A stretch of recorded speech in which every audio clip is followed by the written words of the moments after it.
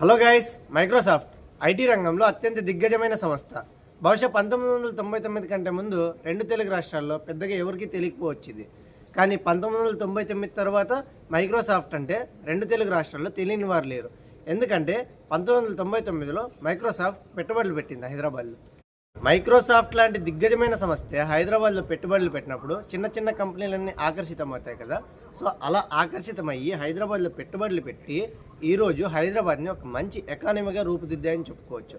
ఎంతలా అంటే తెలంగాణకి 65% రెవెన్యూ ఒక్క హైదరాబాద్ సిటీ నుంచే జనరేట్ అవుతుందంట. సో ఇదంతా ఎందుకు చెప్తున్నానంటే అప్పటి పాలకులు ఎవరైతే ఉన్నారో నారా చంద్రబాబు నాయుడు గారు కానివచ్చు, లేదంటే మంత్రివర్గ సభ్యులు కావచ్చు, తీసుకున్న నిర్ణయాలు ఈరోజు తెలంగాణకి 65% రెవెన్యూ ఒక్క హైదరాబాద్ సిటీ నుంచి జనరేట్ చేయగలుగుతుంది అనమాట.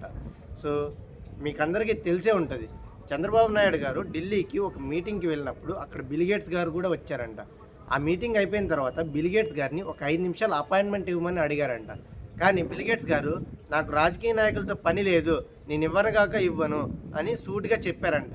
అయినా కూడా పట్టు వదలకుండా అమెరికాకు వెళ్ళి ఒక 5 నిమిషాల అపాయింట్మెంట్ కావాలని చెప్పేసి పట్టుబట్టారంట అక్కడ. సో ఆయన ఒక 10 నిమిషాల అపాయింట్మెంట్ ఇస్తే నారా చంద్రబాబు నాయుడు గారు దాన్ని 45 నిమిషాలుగా చేసి హైదరాబాద్కి ఈరోజు మైక్రోసాఫ్ట్ తెచ్చి అలాగే ఒక మంచి రెవెన్యూగా క్రియేట్ చేయగలిగారు. సో అది అప్పటి పాలకుల యొక్క నిర్ణయాలు, అలాగే పాలసీలు అని చెప్పుకోవచ్చు అనమాట. అలాగే పట్టుదల. సో ఇదంతా ఇప్పుడు ఎందుకు మాట్లాడుతున్నానంటే గూగుల్ సంబంధిత సంస్థ అయినటువంటి రైడాన్ విశాఖపట్నంలో డేటా సెంటర్ని ఏర్పాటు చేయబోతుందన్నమాట. దాదాపుగా 88,000 కోట్ల పెట్టుబడితో అతిపెద్ద డేటా సెంటర్ని నెలకొల్పబోతున్నారనమాట. సౌత్ ఇండియాలో ఒక పెద్ద ప్రాజెక్ట్ అని చెప్పుకోవచ్చు దీన్ని. సో దీనికి గాను నారా లోకేష్ గారు, ఐటీ మినిస్టర్ గారు, సో ఎంతో కృషి చేశారని చెప్పుకోవచ్చు. ఎందుకంటే ఎన్నిసార్లు కలిచారంటే గూగుల్ అధికారులు కానీ, గూగుల్ సంబంధిత డైరెక్టర్లు కానీ చూస్తే ఒకసారి మీరు ఆ పక్కన కూడా చూసుకోవచ్చు. జూలై 29న సింగపూర్లో ఒకసారి కలిశారు. అలాగే ఫిబ్రవరి 5వ తేదీన ఒకసారి కలిశారు. తర్వాత అక్టోబర్ 31న ఒకసారి కలిశారు. అలాగే జనవరి 18న ఒకసారి కలిశారు.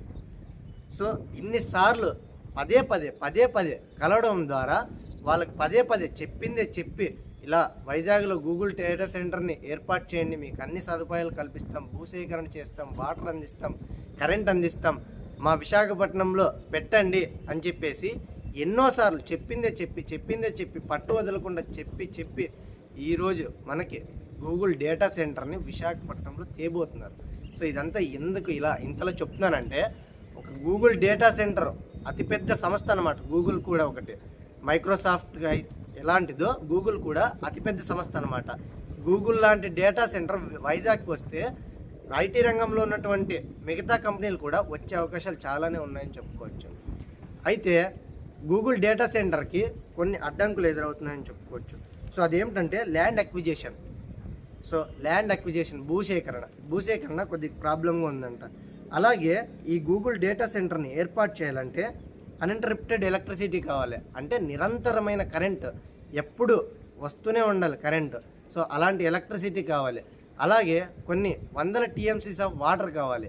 సో ఇవన్నీ అడ్డంకులు ఉన్నాయన్నమాట గూగుల్ డేటా సెంటర్ పెట్టడానికి. ఇవన్నీ కనుక అడ్డంకులు తీర్చగలిగితే గూగుల్ డేటా సెంటర్ వైజాగ్కి రాబోతుంది.